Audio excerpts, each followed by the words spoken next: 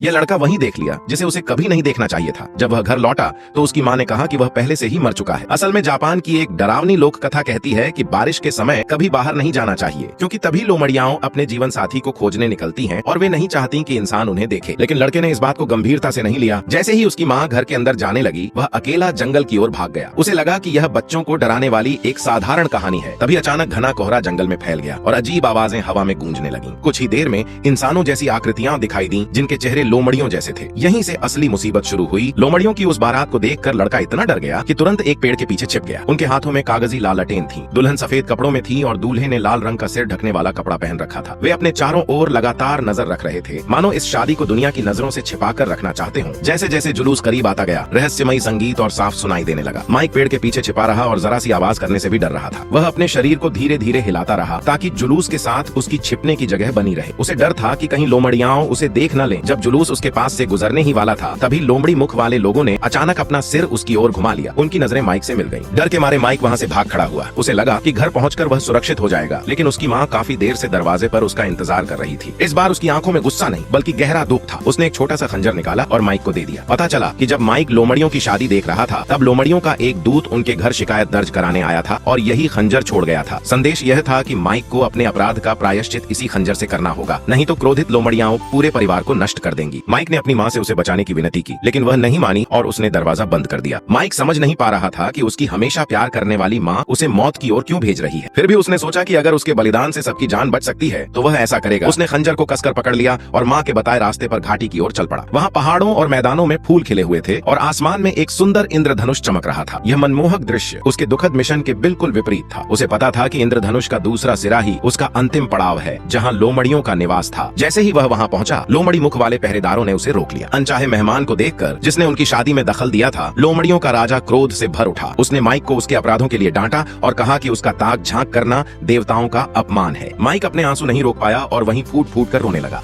होती है